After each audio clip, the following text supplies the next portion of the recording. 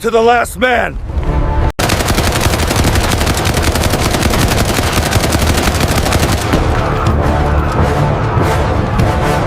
On July 20, 2025, a small Ukrainian commando unit launched a daring cross-border raid near the village of Guvo in Kursk. Two reinforced Humvees equipped with remote turrets, ECM suites, and tracked robots carried just 8 men into hostile territory. Their mission: penetrate a freshly laid minefield, outmaneuver a North Korean detachment entrenched with Russian support, and destroy long-range Koksan artillery capable of striking Kharkiv and Sumy. What followed was a textbook example of asymmetric warfare. Precision drones, thermobaric charges, and HIMARS fire neutralized 25 enemy soldiers, silenced heavy guns, and disrupted an entire infiltration plan. How did such a small force achieve strategic impact far beyond its size, and what does it reveal about the future of modern war? Before we begin, don't forget to subscribe to the channel and hit the notification bell so you don't miss any other videos. July 20th, 25. At precisely 14:22 hours, 2 Ukrainian Humvees advanced toward the village of Guvo in the Kursk region. Each vehicle carried a squad of commandos from the Strela 9 team, tasked with intercepting a North Korean detachment entrenched in the area. The convoy moved in silence, engines throttled low, headlights off, tires deflated for weight distribution across soft ground. Their mission was to infiltrate undetected, cross a freshly laid minefield, and strike a forward field headquarters manned by a 25-man Korean force, supported by heavy artillery. Both Humvees had been modified for this type of mission. The underbellies were reinforced with V-shaped plates designed to deflect mine blasts outward, protecting the crew from direct shock. Tire pressure had been adjusted to 25 psi, reducing the chance of triggering buried charges. On the roofs, RS-4 protector remote stations rotated slowly, each armed with an M2A1 heavy machine gun guided by thermal sights. Behind them, compact rotocube radars scanned continuously, while Starlink antennas ensured uninterrupted data feeds. Inside the vehicles, every operator's tablet was synchronized through a Cisco Kyber tactical modem, showing a common operational picture, satellite imagery, SIGINT overlays, enemy markers, and mine distribution charts. The crews were composed of mixed specialists. In each Humvee rode a vehicle commander, radio operator, sniper, support gunner, and a 2-man infantry team. A bomb robot operator sat with a tracked GM-94 grenade launcher mini-vehicle between his boots, ready for deployment. Personal weapons included HK Ford 16A7 rifles, 1 QBU-10 semi-automatic sniper rifle, and light composite body armor. This was not a heavy assault unit but a precision raiding party designed for stealth, rapid strike, and asymmetric effect. Intelligence received 2 days earlier had confirmed the threat, a 25-man detachment flown in from North Korea, integrated with Russian advisors. Their position at Guvo was critical, enabling infiltration routes toward Kharkiv and Sumy. Reconnaissance showed them armed with Type 58 rifles, Type 68B machine guns, DP-64 grenade launchers, and Makarov pistols. More dangerous still, their rear positions sheltered M1989 Koksan 170mm howitzers, weapons notorious for extreme range and destructive firepower. Left unchecked, those guns could saturate Ukrainian positions within minutes. As the Humvees entered Kursk territory, a reconnaissance micro-drone was launched from the rear hatch. For 20 minutes it scouted the route, confirming multiple mine types: TM62 pressure mines, OZM72 bounding mines, and plastic PFM1 butterfly mines scattered across dirt approaches. Rather than risk speed and surprise by relying only on armor, the lead vehicle halted. Its operator deployed a tracked robot, which crawled 50 meters forward, scanning and marking mines with fluorescent paint. The Humvee adjusted slightly left, climbing a dirt embankment reinforced with roots. Halfway across, disaster nearly struck. A PFM-1S detonated beneath the rear right tire with a sharp, flute-like burst. The tire wall split open, but the run-flat insert held the rim stable. For several seconds the vehicle drifted, everyone inside holding their breath until the driver corrected. Against expectation, momentum was preserved. The convoy continued without losing stealth. The trailing Humvee followed on a cleaner path, bypassing hazards without incident. 3 kilometers deeper, the convoy stopped. Engines cut, the vehicles were concealed under tree canopies with camouflage nets. Commandos disembarked silently, spreading into flanking positions. One grenadier crawled to an embankment overlooking a trench system. With a GM-94 launcher, he fired 4 CS gas rounds. Thick white smoke cascaded into the trench, forcing North Korean troops to abandon their positions, coughing and blinded. The sudden disruption gave Strela 9 the opening they needed, but not without cost. The grenadier himself was wounded during the exchange, forcing another commando to seize the GM-94 and continue firing. At this point, the vehicle commanders issued the order to split. Teams maneuvered left and right to envelop the trench, ensuring the Humvees themselves were shielded from direct fire. North Korean troops scrambled to respond. They relayed coordinates by radio to their supporting Koksan battery and launched a small DJI-type quadcopter to mark targets. Yet the rotocube radars on the Humvees detected its ascent instantly.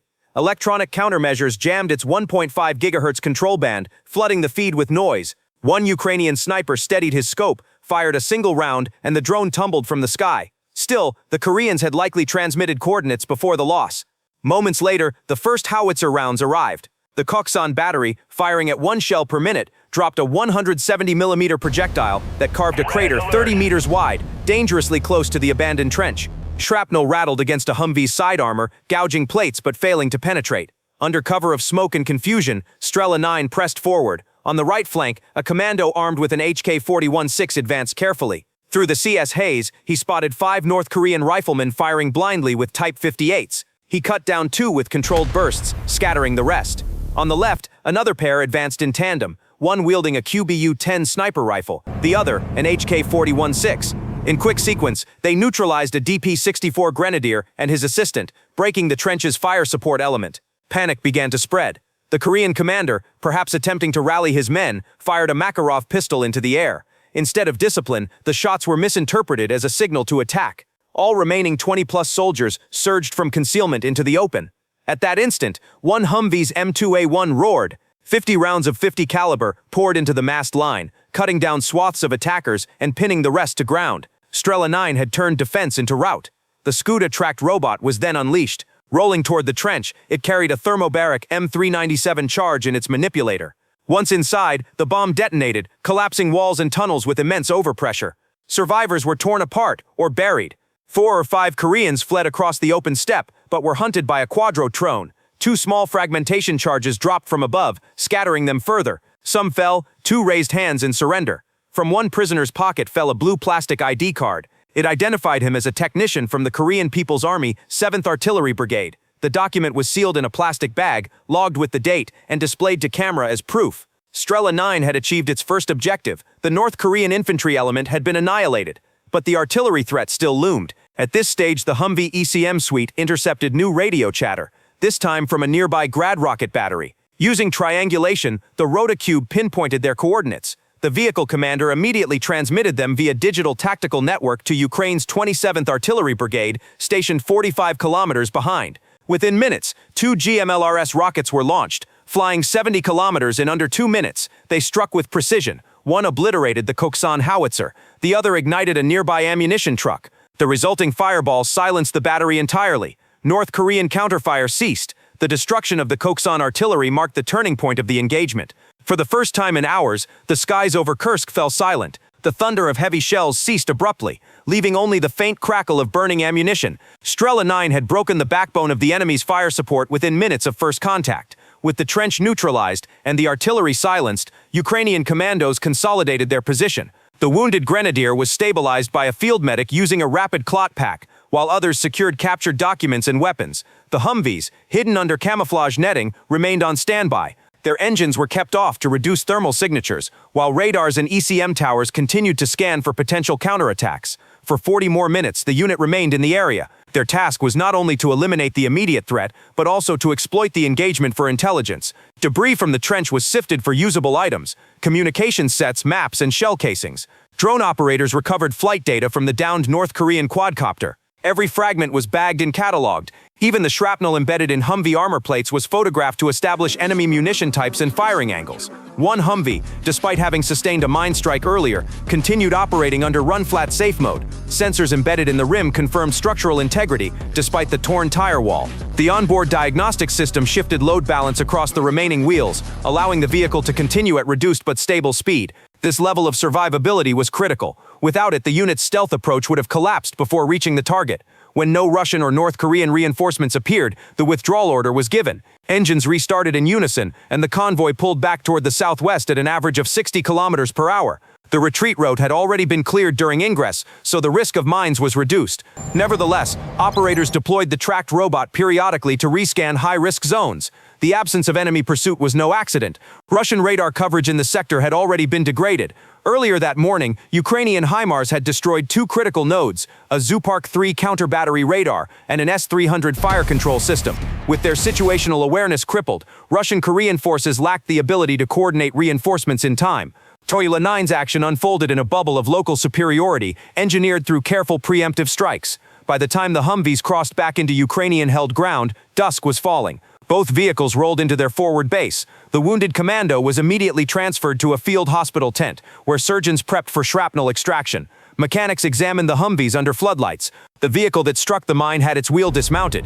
The run-flat ring, still intact, was removed with a saw. Shattered fragments of the PFM-1 mine were collected as evidence. Photographs documented the resilience of the V-shaped blast plates. The electronic systems, remarkably, were unharmed.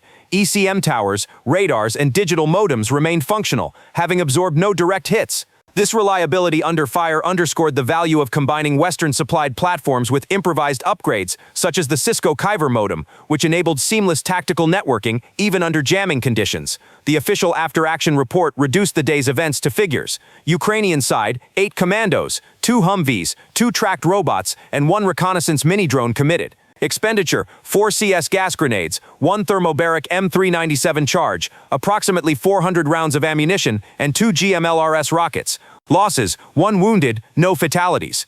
On the opposing side, the tally was decisive. All 25 North Korean infantrymen neutralized, killed, captured, or dispersed. 1 M1989 Koksan howitzer destroyed. 1 ammunition truck obliterated. 2 surveillance drones lost. In addition, Russian radar systems worth an estimated $30 million were destroyed earlier to shape the operation. The intangible losses were even greater. The collapse of an infiltration plan, a blow to morale, and the sudden silence of artillery over northern Kharkiv and Sumy. Strategically, the raid demonstrated the potency of small unit action amplified by technology. 8 men, supported by a pair of armored vehicles and networked sensors, had neutralized an enemy detachment several times their size. The principle was simple yet devastating. Preparation, surprise, and precision outweighed mass. Instead of attritional head-to-head fighting, Strela 9 had dismantled the adversary by targeting its critical nodes, trenches, artillery, command links, while denying the opponent any chance to regain initiative. It also highlighted vulnerabilities in the Russian-Korean partnership. Despite access to long-range artillery and entrenched infantry, the defenders were unable to prevent infiltration or protect their heavy assets. Their reliance on predictable supply corridors and outdated counter-drone measures left them exposed to layered Ukrainian ISR. Once ECM disabled their surveillance drones, their situational awareness collapsed, and once HIMARS intercepted their artillery positions, their combat capability evaporated.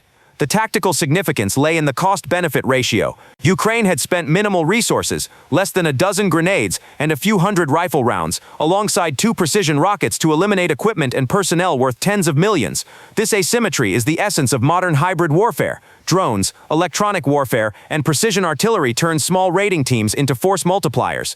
As the report concluded, the skies over northern Ukraine remained quiet that evening. No more shells rained on Kharkiv or Sumy. The infiltration corridor through Kursk had been cut. The S-400 and S-300 radars already destroyed earlier ensured that no reinforcements could mount a counterstrike by air. In the space of a single afternoon, the operational balance had shifted. When the dust settled, Strela 9's victory was summed up in stark terms. 1 vehicle, 8 men, technology, intelligence, and surprise had defeated numbers and firepower. For the North Koreans and their Russian advisors, the lesson was bitter. For the Ukrainians, it was proof that even small formations, properly equipped and guided, could alter the shape of the battlefield. Thus ended the Battle of Guvo in Kursk, a raid measured not by its size, but by its effect. The North Korean infiltration never took place. The artillery that might have terrorized Kharkiv never fired again. In the silence that followed, the cost-effectiveness of precision warfare spoke louder than any shell.